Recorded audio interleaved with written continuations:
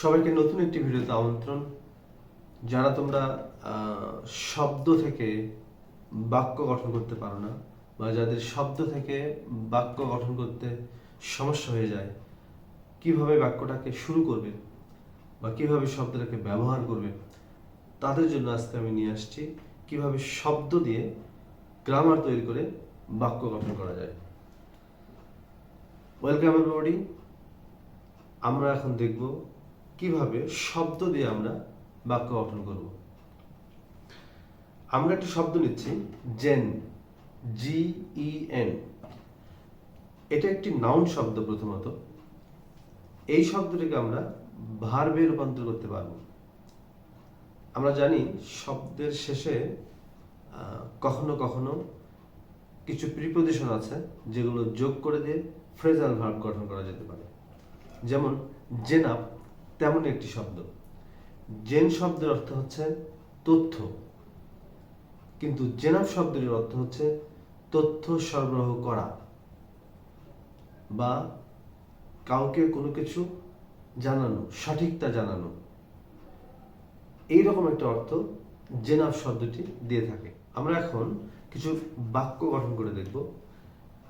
Gen একটি noun শব্দ, সেটা দিয়ে যদি আমরা বাক্য গঠন করি, জেন শব্দের অর্থ যেহেতু তথ্য বা খবর, আমরা বলতে পারবো হিজ জেন, তার তথ্য, ইজ মিসলিডিং, তার তথ্য বা তার খবরটি আমাদেরকে বিভ্রান্ত করে বা বিভ্রান্তি করার মতো। আবার যদি আমরা এটাকে ভার্ব গঠন করি বা ভার্বে রূপান্তর করি, তাহলে জেনাব, আর জেনাব দিয়ে যদি আমরা একটি বাক্য গঠন করি, তাহলে আমরা বলতে পারবো এ টিচার শুড জেনাব হিজ স্টুডেন্টস অ্যাকুরেটলি। একজন শিক্ষকের উচিত তার ছাত্রছাত্রীদেরকে সঠিকভাবে তথ্য সরবরাহ করা। আবার নতুন একটা শব্দ আমরা নিচ্ছি, শব্দটি হচ্ছে ডিউবিয়াস।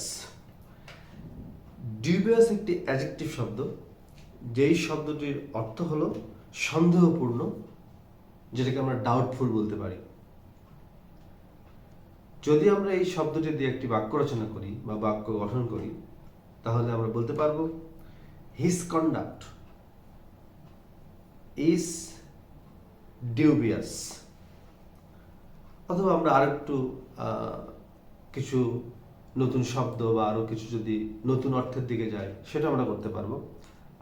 আমরা বলতে পারবো হিজ কন্ডাক্ট ইজ ভেরি ডিউবিয়াস, যেটা ডিপেন্ড করে তোমাদের বলার ইচ্ছা বা তোমাদের বলার ধরন বা তোমাদের মনের ভাবটা কি প্রকাশ করবে তার উপরে। আমরা যে হিজ কন্ডাক্ট শব্দটা ইউজ করেছি, হিজটা এখানে একটা কেস, এটা একটা পসেসিভ কেস। আর পসেসিভ কেসের পরপর সবসময় একটা নাউন নিয়ে বসে। যেহেতু পসেসিভ কেসটা একটা অধিকার করে নিয়ে বসে, সে নিজের করে নিয়ে কিছু বসে।